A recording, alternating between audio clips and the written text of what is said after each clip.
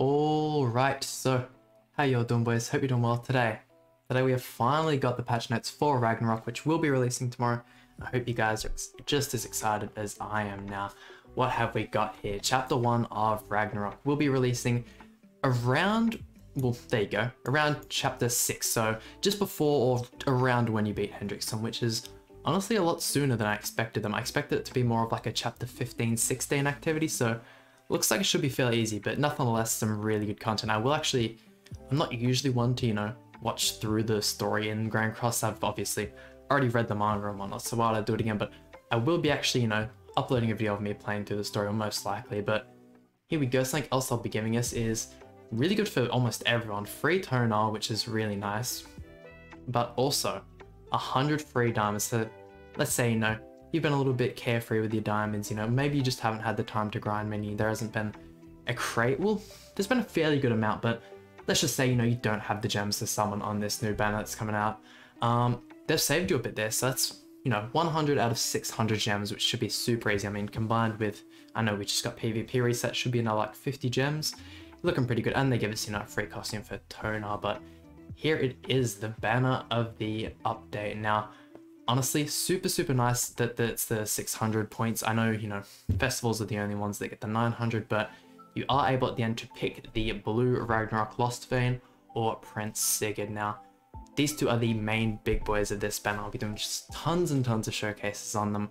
Super excited. Of course, I've already got UR gear for the Lost Vein. I will be building it for Sigurd as well. Do expect a showcase on toner, but not as many as these two. These are the main PvP boys, but I mean, other than that, costume events for all of them. I'm sure we'll see more of that later on in the patch notes. And Demonic Beast Ground. Now, I'm surprised they're only giving us the one. Usually they like to give us 2 of these, like, demons to just fight and farm, materials off, but that's alright. I mean, it's probably just less of a chore for us, which is super nice.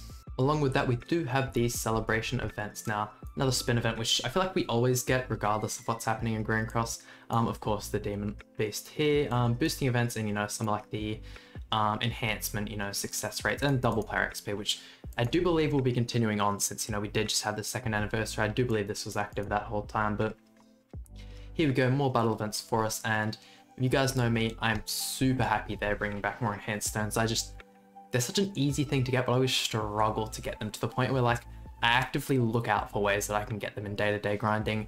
And another good activity for, let's say you're a little bit early on and you're needing these 5-star awakening stones, is the Hawk's Baby book. Now, you will get a couple of these on first completion, which will help out, but you are only able to do this 3 times a day. So let's say you get to that final difficulty, you can keep, rerunning and getting to the final boss, and if, say, you don't get any gold chests, just reset it and go back and it doesn't, use up one of your tries. And the second you do get a gold chest, you can, finish the stage and get your guaranteed 5-star awakening stone, leading to minimum 3 per day. You could get lucky, get 4, 5, or maybe even 6. But another new thing they've added is the Memory of the Earth. Now, this is in the, kind of special dungeons section. It's more just like a daily thing to grind. It has its own like little stamina section.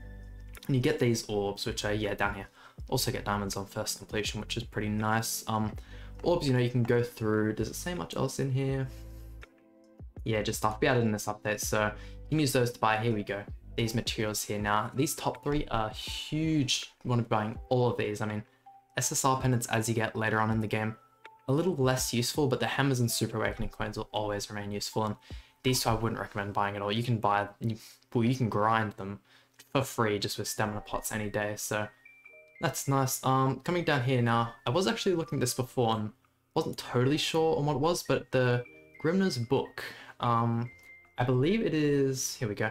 Unlocks at the end of Ragnarok Chapter 1, will be accessible as you progress through the story, collect records to access more in-depth stories and acquire rewards. So I believe they're just mini, like, things that happen whilst you're playing Ragnarok, like mini stories that aren't, attached to the main thing, but it looks like we'll be getting diamonds as well, which is very nice. And yeah, like I said, the costumes down here. Now, definitely not a fan of this one for Sigurd. I mean, I know most of the new characters have like a modern costume, but really just not a fan of this. Like, I mean, huge fan of this one, and the skin for Tone looks really nice as well.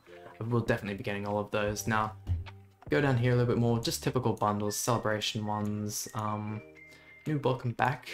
Not too sure what that one is, but everything else here should be pretty self-explanatory. Diamond shop bonuses, which is, I imagine, would be the tickets attached to the, you know, the gem bundles. So we'll be able to purchase those, which are probably some of the best, you know, value in the game, along with the step-up bundles. So, not too sure what these either. And apparently getting a new tower as well. So I thought the Escanor one was, you know, the most recent thing they got in JP, but apparently not. But I will have a look at that, and of course do a video on that one as well. New floor and not reset. Yeah, for some reason I thought that said reset, and I was super hyped to get more rewards, but that's alright. New engravings, of course, like I said, will be you are getting the Sigurd, and something else that they've added, not so much to do with Ragnarok, but more just with 7 Deadly, is we have a third ball hat, and this one actually changes the inside. So I don't believe, say, if you've been playing for a while and you have some like the inside decorations, say like the summer one maybe, I don't think that transfers over to this one. This is its own kind of, you know, ball hat, but this is easily accessible from what, episode 231, so most of you guys should be up to that point by now. But here we go. And something else which is really nice, updated login bonuses. Now we did actually have one before this, way back. I don't think Global has ever had the original login bonus, but it was a lot better than this one. They actually nerfed it to 12 gems a fortnight, but now we're going up to 20, which is, in a game where, you know, like almost every month or two you need to have a 900 gems saved for the festival character. That is super helpful. I mean, along with, you know, SSR pendants, part 1, part 2 tickets, Super Awakening coins, and, you know, other tickets. These ones here, you could even pull some of the, you know, the Archangels with if you're lucky. Some of the fairies, you know, you could get your green draw copies if you're, say, using Ludociel. And, oh, no, I believe draws on this one, yeah, but either, both the tickets are really good. Now, heading on down here, this is just information about the logins. We are getting the part 3, you know, summoning banner. Now, would I recommend summoning on this?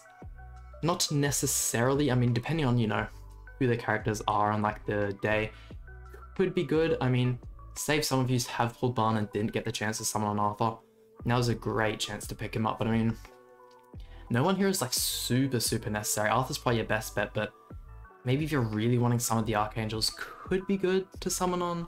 My big thing here is this Elizabeth. She's one of the only characters I'm missing, and I want her so goddamn bad. It would help out so much with the, what is it, the new level 90 raid. Super missing that. But I mean, everyone else here, I mean, I have fairly well. Wouldn't recommend summoning if you're just going for like Chandler or Nanashi or someone. Would usually stick clear of that, especially since, you know, we are getting this Ragnarok banner here. Now, thoughts on the Ragnarok's banner as well. Just like the OC characters, I feel like, you know, in the next couple Ragnarok banners, because we are getting more characters, these guys will be back. So if you guys are just going for like maximum efficiency with your gems and you don't really care for playing them on release, by all means skip us. They will be back and you will get more chances to get them. Can't say that about the Lost Vein, but definitely for these two. So if you're going for efficiency, of course, do skip this, but if you're like me and other players, just summon them, see what you get. Where were we? Here we go. Fort Sogris Gold coin dungeon. Personally would not recommend using your coins on this now. Silver one just doesn't give you enough anvils to be worth it, and like I said earlier, there are other much better ways to get the 5-star awakening stones. Enhanced stones, I mean. Despite the fact I struggle with them, still wouldn't do this for them. The gold one's the only one that would be worth. In saying that, it does give you a good amount of cosmetic upgrades, but using that many, you know, gold coins doesn't really seem worth it. You could super awaken someone like maybe once or twice, which is, in my opinion, just a little bit better. Maybe if you're really lucky with these super awakening coins, you could do this. Really up to just how you're situated. And this one here is just straight up not worth it. Although it looks the best with the rewards, the amount of, you know, 6 platinum coins for how many you actually end up getting, definitely not worth. And here's just the stamina requirements and time that you get. I do believe, oh, this is actually, oh, so this is a change to the Anvil dungeon, I believe. Actually, no. I don't know what this is. That's alright, we'll close that one. What else? I had a look at this before. I think this is all just like details being changed in, you know, in the game, stuff that was typed in wrong.